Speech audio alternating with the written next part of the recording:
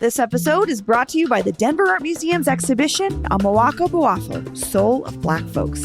This is the debut solo exhibition tour for Ghanaian artist Amawaka Boafo, one of the most acclaimed contemporary artists of his generation. The exhibition features over 30 paintings that tell stories about the beauty and complexity of Black life. Boafo's unique style is characterized by vibrant colors and thick gestures shaped by techniques such as finger painting. The exhibition is on view now until February 19th at the Denver Art Museum. Get your tickets today at denverartmuseum.org.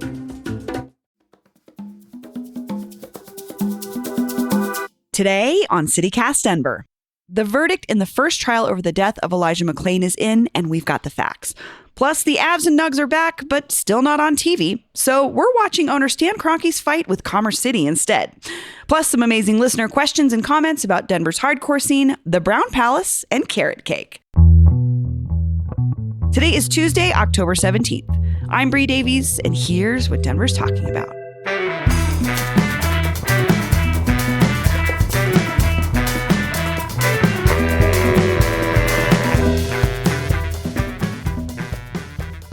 Well, it's like really heartbreaking because it's a place that I love for all the other... I've been going to this place for 10 years and I've actually never had their pizza until this weekend. Mm-hmm. And it was very bad. Oh. Well, I had two bad pizzas. One, I had Domino's, which is like, you know what you're going to get, which was fine. You kind of did it to yourself. It was a 2-year-old's birthday party. I'm not going to be picky. Yeah. But the second one was... Do I say it? Yeah. People need to know. The people need to know the truth. Okay, I'm just going to caveat. Everything else is good here. Service is incredible. I am a patron of this restaurant monthly, if not multiple times a month. Angelo's. Which Angelo? What is that? Where is that? There's one on 6th. It's like it's in a little sort of like 40 strip mall. They kind of have like, it's not Catholic themed, but they have like pew sort of seats. And I go there for their oysters. They do really good oyster specials. And their pasta's amazing and their service is great. Shout out Karami, lovely longtime employee that I think is now part owner. Lovely person. And I had never eaten their pizza. Partially I was turned off because a lot of the names of the pizza are like Red Hot Chili Peppers songs. And like, I am just such not a Red Hot Chili Peppers fan that I was like, I don't need that in my life. That's ironic. That's the band you would think would have great songs for pizza names. They do. If you are a fan of them, it's like perfect. Although California pizza. Suck my kiss or whatever. Suck my kiss pizza. But at any rate, I've never had their pizza and I had it and it was just no good. But you have really, I would say prior to knowing what I know about pizza now from your expertise and your like taste, I now am much more picky about pizza than I was before. Okay, well. Because I used to be like, any old pizza, whatever. No, it's interesting. It's been an interesting evolution for me taste-wise. I'm like, now I'm picky about pizza. It's like Pizzeria Louis, so good. I have a hard time eating pizza anywhere else, I'll be honest. So go to Angelo's for literally everything else. Everything else about it I love. But pizza, not their thing. All right, good to know. To know. Hi, Paul. Hey, good morning, Bree. We're not talking about pizza. Although we are we can talk about it just a little more. We're always talking about pizza. When are we not talking about pizza? No. Today we have some actually really important news to talk about, and we're just gonna touch on it because it's a bigger conversation. But we have to talk about it a little bit. Last week, an Adams County jury delivered its verdict in the first of 3 trials planned for this fall in the case of Elijah McClain. Bree, maybe we should just start by reminding listeners, how we got here. What's going on? Yeah. So Elijah McClain was a 23-year-old massage therapist who was walking home on August 24th of 2019, and someone called the police to let them know they saw Elijah, quote, acting crazy and, quote, definitely on something, which I don't think was the case at all. But Aurora police stopped him and restrained him and forced him to the ground. And when paramedics arrived, they administered ketamine to sedate him, but he went into cardiac arrest. And a week later, he was removed from life support and died. So that was 4 years ago. 4 years ago. And now we have gotten to a trial, and the jury has given us a decision late last week. What is that decision? So this trial in particular was for two two officers that initially stopped him. There's going to be multiple trials happening here.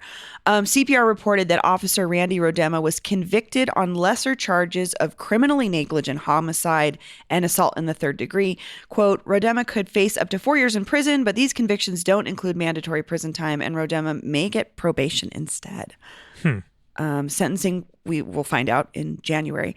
The other officer, Jason Rosenblatt, was found not guilty.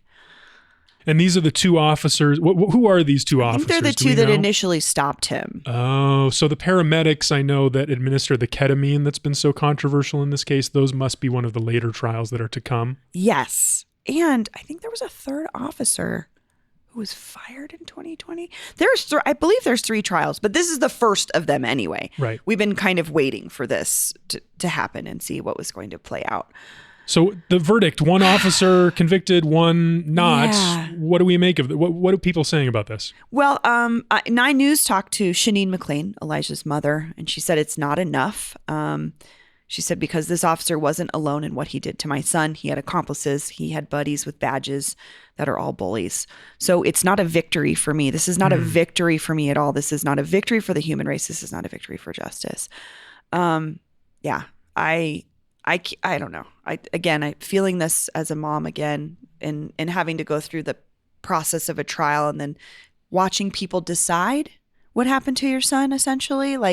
That's really got to be really, really tough. But I do want to point out in this story is, we'll get to this a little bit later. Like we're gonna bring an expert on to lay out what happened, because this was a really long situation before we even got to the trial, Paul. I think if you don't recall, initially Adams County DA Dave Young did not file charges at all, citing not enough evidence that the officers had broken the law when they used force on Elijah. Which got a lot of people really upset. Yes, rightfully so. And Elijah died in August of 2019.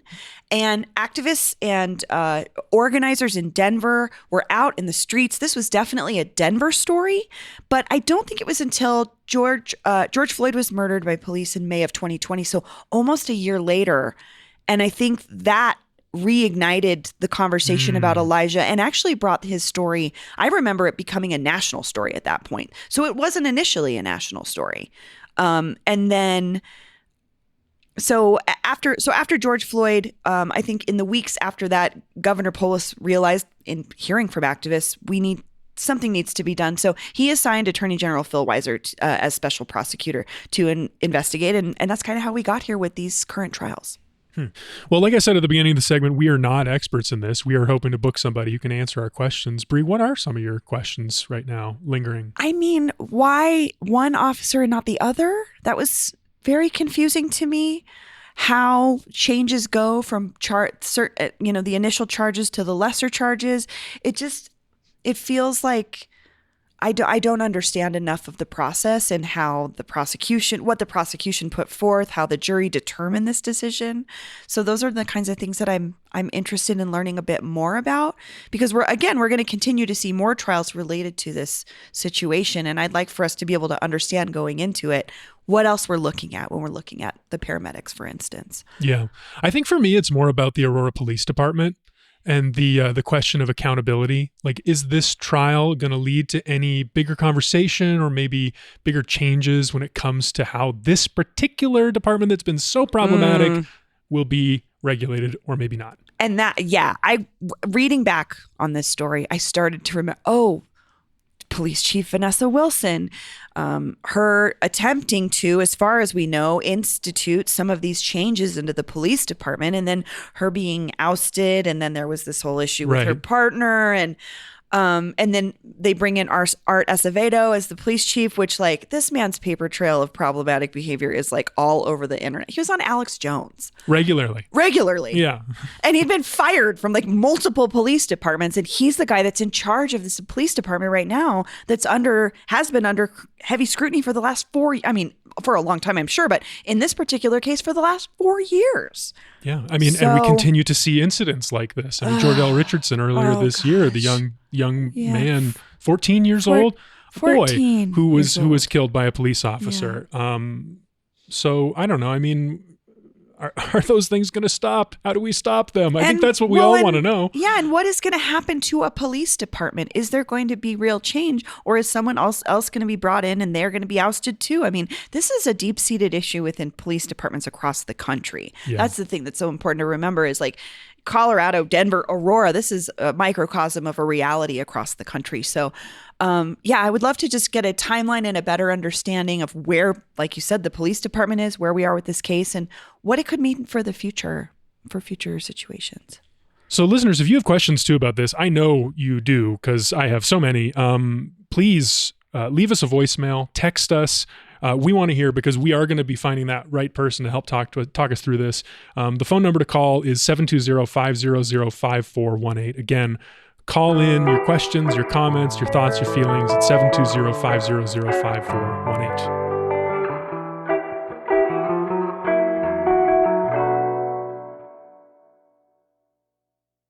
Oh, one of your favorite topics, Paul. Oh, absolutely. Stan Kroenke.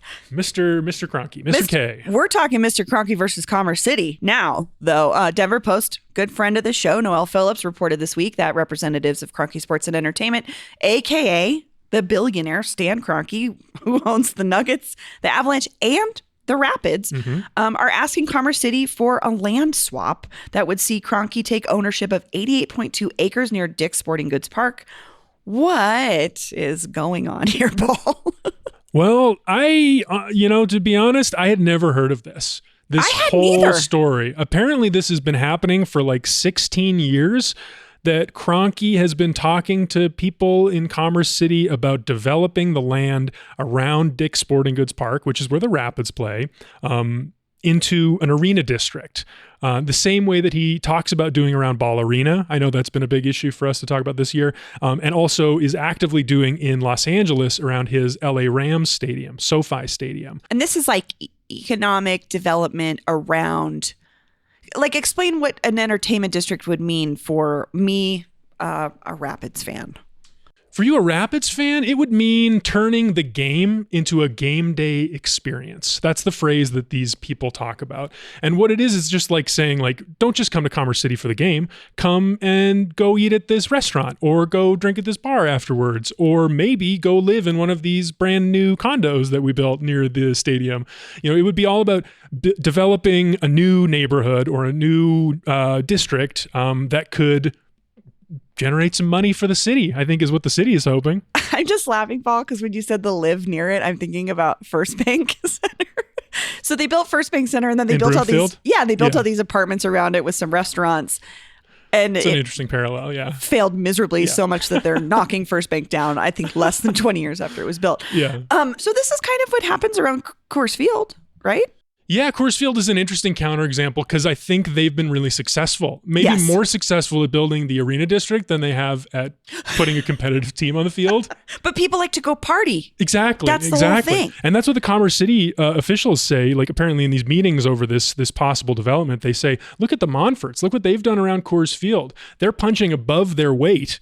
He's talking about the quality of the team because they have so many great amenities that people want to go take advantage of down near the field. Absolutely. And how many times have you heard someone say Coors Field's the best bar in the city? Oh, it's like the joke, but it's also the reality. Yeah. What if Commerce City had a draw like that?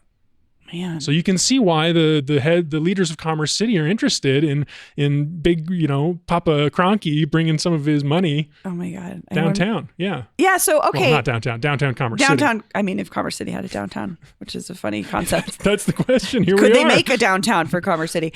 But okay. So the other player, and this is the city, Commerce City. How does Commerce City feel about this? They're upset about it, I think. From the reporting in the Denver Post, it seems like they feel like Kroenke has been making these promises for like 16 years and has done next to nothing about it. The last time there was a big to-do about this whole thing was like 2010. People got excited about the development maybe starting. They rebranded it. They were going to call it Victory Crossing. That's the saddest part of this story, Paul, is the sign they show that's all peely and hanging off. That's like, live, work, play, victory. Victory Crossing. Victory Crossing, and it's an empty field with a sad sign. Yeah. If you're a prairie dog, you can do that. Totally. If you're a person, not an option yet. But yeah, so the mayor of Commerce City here, Benjamin Huseman, he was, I guess, on a ranting about this earlier this year at the city meeting.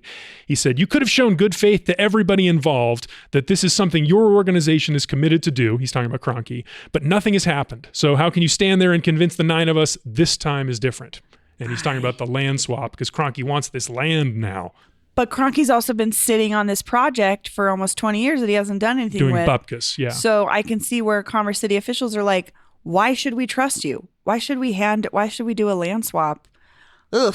Yeah, it's complicated. And like the thing that makes this one different than Kroenke's other stadiums, because he's interested in doing this for all of his teams, I think. Like at Ball Arena, he's talking about a huge investment in an arena district. Same thing in London around the Arsenal Stadium, and in LA, like I mentioned. But the reason why this one is a little bit different is because he doesn't actually own the land under Dick's Sporting Goods field. The Commerce City owns that land. He's currently just leasing it.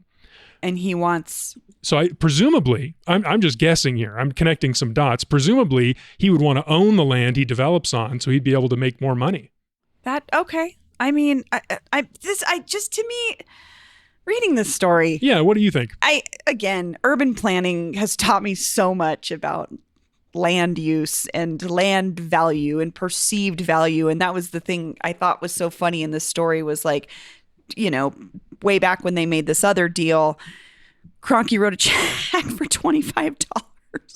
Mm-hmm. And for a 25-year lease, $1 per year. $1 per year. And I was like, so land really doesn't mean anything. It doesn't really cost anything. And so I don't know. I guess I would just see from a voter's perspective as a Commerce City resident, be like, this man hasn't done anything for us yet. Mm-hmm. Why are we going to be doing him any favors now? Yeah. With a promise. The promise is beautiful, but is the promise a reality? Yeah, I don't know. I don't know what you do if you're one of these Commerce City leaders, because I think what they really want is just the investment in their community. Yes. Like that, we talk a lot about growth and like people feel anxious about growth here, but the flip side of that is like if you don't have growth, things get sparse, things get sad. Life is not as rich if you don't have the diversity of more people around you and more stuff. Well, it's also the depressing fact that this is often how cities even get made. Is we got to have a big daddy with money who wants to come in and make his little play area, But I do. Okay. So I was like, have I been to Dick's Sporting Goods Park? Have you? I think so. But what I was thinking about was, again, as a music person, fish sticks. Fish at Dick's Sporting Goods Parks is... Oh, yeah, that's a huge thing. It's a massive event. And I remember last time I was at Esther's Golden Wheat Ridge, which is a pizza place. They do a fish sticks party 30 minutes away from Dick's Sporting Goods Park because they're fish fans. That's the underlying theme of Esther's. If you didn't know, I learned this much later in life, that it's a fish music themed restaurant, very subtly. Sure. So honestly, if you want to attract a solid crowd, Fish is one of those bands that brings commerce. Not Taylor Swift level commerce, let's be honest, but it's a guaranteed.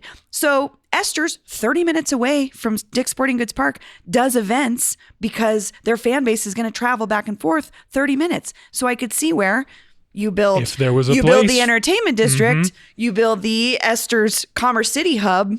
They're 5 minutes from the action versus 30 minutes from the action. So exactly. I was just putting that in music people terms. It's helpful. I think it makes it real. I mean, and you can understand why the Commerce City leaders would want this. So what they're doing right now is they're voting this week on some small amount of money to fund a contest to like build up more excitement around it. Small amount of money, Paul. $25,000. Yeah. $25,000 in a city budget is like, it's like nothing. I don't even know what to quantify it as. They probably buy $25,000 worth of toilet paper for the city you know what I mean? It's nothing. Yeah. So they're just trying to get people excited about it. But ultimately, it's Kroenke's decision, right? If he doesn't want to do it, like if the Rapids continue to be god awful like they were this year, maybe he loses interest in the team. I don't know. It's interesting. I could see this is an option for building out. Another option is like oh my God, what are those called? A bond package. Right.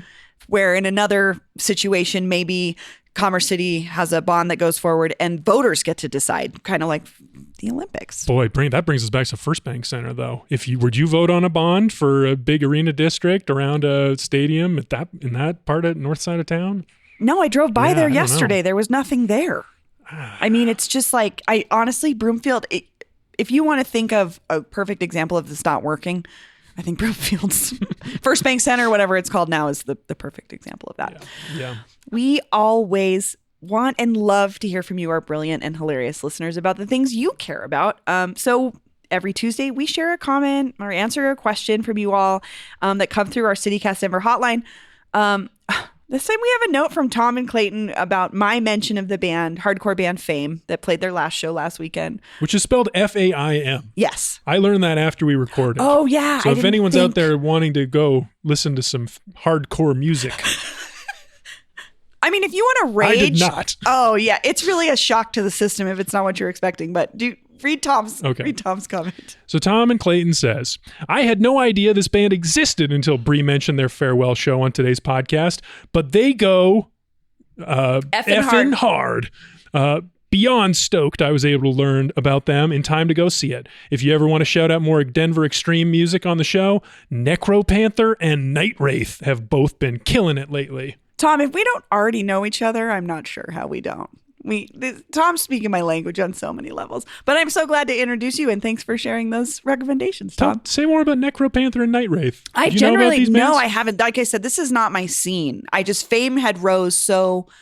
Fame as the band had rose so high that they were getting attention from like I knew about them, and it's not a niche, but it's definitely like a part of the scene that I'm not super in, and so I'm excited to check out more.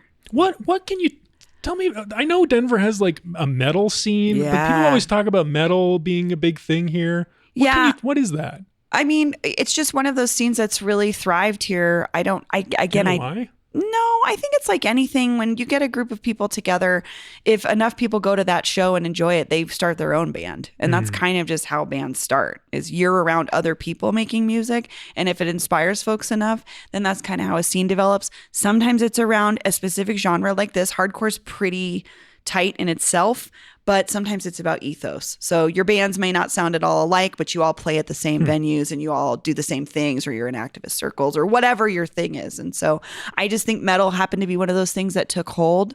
I think there are music critics out there in Denver who probably know much better than me. My friend Tom Murphy might know, but it's really about the people. I think it's just like who you vibe with and what happens with that. But thanks, Tom. Listeners may know that you were in bands. I was. What was the moment? How'd you know, like, the first time you formed one? How did you know, like, these were the people you wanted to do it with? Like, what were you inspired by? I hate to say this, like, as a girl, but sometimes, like, as a girl, you're just like, how can I do the thing that I want to do that I don't see anybody else who looks like me doing? And then I find other people like me that want to do it.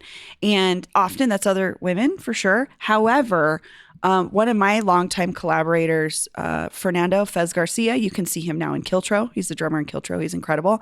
He's a dude that always plays music with women no matter what. He doesn't care. It's irrelevant to him. He plays with good musicians. And so getting to play with him, he was not in my first band. My first band was called The Hot House. That was like it was when we played during the opening of the High Dive era, like right when the High Dive opened. We were playing there a lot with like the Photo Atlas and stuff. But my second iteration of my band life was in a band called Night of Joy, and it was really, again, the ethos thing. I was hanging out at Rhinoceropolis. I was meeting other people making cool music, and we started like a heavy sludge metal band, sort of. And then we were playing with like Hideous Men, who are an electronic duo, or Picture Plane, just like very different. But it was just that scene for me, and that experience was just about the people I was around and the energy. Like, this is awesome. I want to be here. I'm going to shows here. I want to play shows here. And then I started playing shows there. Cool. So that's how it works, I guess. I don't know. Okay. Oh, we have a message about our 1-star review game. Okay. Which was me and our friend JD Lopez of the Left Hand Right Brain podcast. Also great, excellent comedian. I did love this comment. Do you want me to read it or do you want to read it? Go ahead. Okay. This is Nick M., formerly of the Brown Palace, and you had me in stitches reading my response to that review on Tuesday's episode. Of the overwhelming amount of feedback I received over the 3 years I was there, I will never forget that review. I am glad you appreciated my response. Y'all are hilarious, and I really enjoy the podcast. Keep up the good work. Do you want to remind folks what Nick is talking about? Yeah. Well, first of all, thank you so much for writing in, Nick. I love when people that we mention reach out to us. It's just, I mean, that's why I do this work. It's fun when it's local because everyone we talk about is our community. Yeah. Yeah. So the review in this case was about the champagne cascade that the Brown Palace does every year, which is like a pyramid of champagne glasses. Yeah. And I guess the review that Nick was responding to was someone was like complaining about how the champagne cascade, like the champagne didn't get in all of the glasses equally. I guess they were, I don't know why they would be upset about that, but Nick M was explaining the logistics of how a champagne cascade actually works if you're the one that has to make it. And it was extremely funny. So yeah, thanks Nick for writing in. Yeah, that was great. That was we should plan our next one of these. Next 1-star review game for November. I know. I was thinking about other themes we could do. What do you think? I don't know. I was thinking kids stuff. Oh, that would be fun. About kids stuff, and like because you're a parent, and we could get someone else who's a parent. And I bet there's some really wild, because parents are sometimes wildly entitled people. Mm-hmm. Yeah, I thought that to might put be it nicely. Okay. Anyway, all right. What's our last comment here? This comment gave me goosebumps in the sweetest way. When our producer Olivia read it to us earlier, it just like made me feel so good and made me so it's like I'm just going to read it. We talk about the Wooden Spoon, which is it a restaurant? Bakery. It's a bakery. One of your favorites, Paul. Mm-hmm. And we mentioned it on our food. Were we talking about our food? Oh, we were talking about great desserts last week. Mm-hmm. And you mentioned this carrot cake. Do you want to read their comment? Sure. CityCast Denver. I was driving home from an airport run, catching up on last week's podcast, and missed my exit when Paul started talking about Wooden Spoon's carrot cake. Thank you for the shout out. We're a family-owned shop. I'm Jeanette. My husband is Jason, and we greatly appreciate it. That carrot cake has a big following. Yeah, count me in the following. We love our customers who order a breakfast sandwich and a carrot cake slice at 8 a.m. I hope they eat the carrot cake first. We have the best customers on the west side. I'm from Southern Colorado originally, but have been in Denver since 2009. I love how much I learn about Denver from y'all, and I'm grateful for the in-depth discussions about so many important issues facing our city. Oh my gosh. Dessert. Jeanette, thank you for listening, first of all, and thank you for writing in. And Paul, your description of this carrot cake, I'm like, I have to go there. Now I really have to go there. And now I'm going to go in and be like, hello.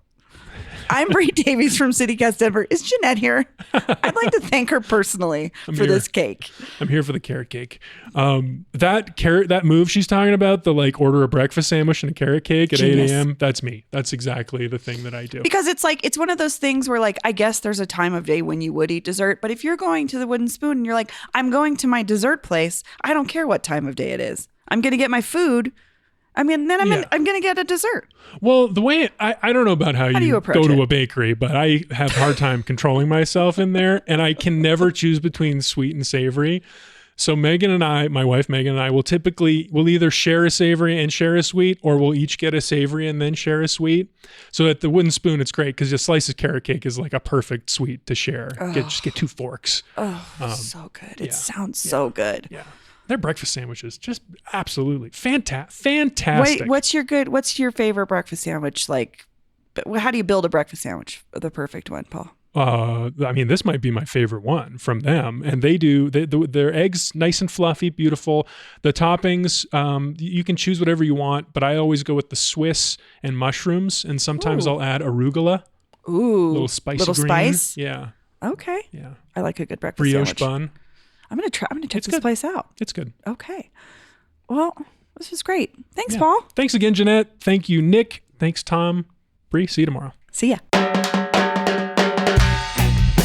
That's all for today here on CityCast Denver. If you enjoyed the show, why not take a minute to tell Commerce City Urban Renewal Authority Director Bill Aiken about us? Rate the show wherever you get your podcasts and subscribe to our morning newsletter, Hey Denver, and learn more about us at denver.citycast.fm. We'll be back tomorrow morning with more news from around the city. See you later.